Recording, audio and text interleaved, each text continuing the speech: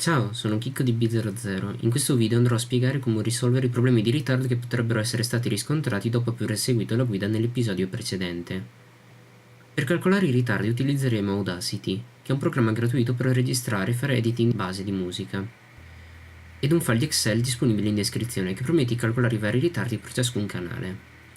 Prima di tutto scarichiamo una copia del file di Excel cliccando su File, Scarica come, Microsoft Excel XLSX. Poi scarichiamo ed installiamo Audacity.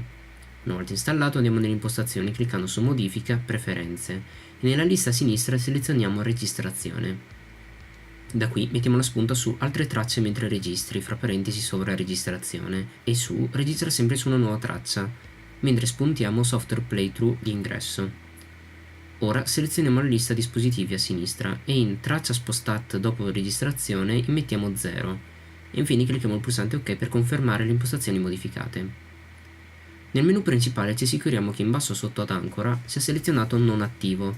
Inoltre controlliamo che nella barretta di sinistra sia selezionato inizio e lunghezza della selezione e infine nella seconda casella dove c'è il tempo che sia selezionato HH2.mm2.ss più millisecondi. A questo punto possiamo generare una traccia di prova cliccando su Genera, Rhythm Track. In questo menu impostiamo Number of Measures, bars, fra parentesi, a 2 e Bit Sound a ping. Infine clicca su OK per generare la traccia audio. Ora posiziona un microfono, che sia quello del portatile o quello della webcam oppure un microfono vero e proprio, direttamente di fronte all'altoparlante frontale destro, che è collegato direttamente all'uscita audio del PC. E assicurandoti di aver impostato correttamente il dispositivo di input e di output, clicca sul pulsante rosso per iniziare a registrare. È importante essere in un ambiente il più silenzioso possibile per ottenere un risultato migliore. Registra all'incirca per 5 secondi e zooma tenendo premuto CTRL e muovendo la rotellina del mouse su una sezione audio posta circa a metà della registrazione. Ora dovresti trovarti davanti a due picchi molto vicini fra loro ma non perfettamente combacianti. Quindi clicca esattamente all'inizio del picco della prima traccia audio e tieni premuto fino ad arrivare all'inizio del picco della seconda traccia audio. A questo punto nella casella di testo contenente il tempo più a destra in basso, le ultime 3 cifre dovrebbero essere cambiate, quindi copia queste ultime cifre all'interno del file Excel che ti ho dato a fianco al ritardo del microfono. Questo primo valore sarà la base dei calcoli successivi. Ora puoi ripetere l'operazione per ogni gruppo di autoparlanti nell'impianto. Ad esempio con la mia configurazione sarà necessario eseguire il test sull'autoparlante centrale e uno posteriore. In ogni modo sul file Excel ho specificato tutti quanti gli altoparlanti. Non è necessario che vengano compilati tutti quanti i campi, ma solamente quelli testati. Per eseguire le misurazioni sarà necessario cancellare la seconda traccia audio per evitare di risentire 2 volte lo stesso suono. Una volta raccolti tutti i dati nella tabella, nella colonna D c'è il ritardo relativo agli altoparlanti collegati direttamente al PC.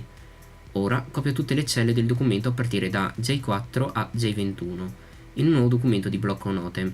Poi clicca su File, Salva e salva il file nella cartella c:/programfile/equalizerapo/config con nome eq.txt. Una volta salvato apri la configurazione di Equalizer-Apo e assicurandoti di essere in config.txt clicca sull'ultimo più, CTRL, Include Configuration File. A questo punto clicca sull'icona a fianco alla barra di testo e seleziona il file eq.txt della stessa cartella. Come ultima cosa clicca col pulsante con la freccia verde e si dovrebbe aprire un file con tutti i ritardi. Prova a riprodurre della musica e se c'è ancora qualche ritardo proveniente da qualche altoparlante incrementa o diminuisci leggermente il valore di delay sotto il canale personalizzato. Ogni tanto però il ritardo potrebbe essere dovuto ad una momentanea congestione della rete. Ad esempio mi è capitato durante l'ascolto di musica dello stesso dispositivo in cui invio il segnale audio. Per sistemare questi piccoli problemi è sufficiente disabilitare e riabilitare VBAN all'interno di VoiceMeeter, cliccando sul pulsante VBAN in alto a destra e cliccando 2 volte su VBAN is off, in modo da riavviare la connessione. Se questo video ti è stato utile lascia un mi piace, iscriviti al canale e se ci sono ancora problemi lascia anche un commento qui sotto.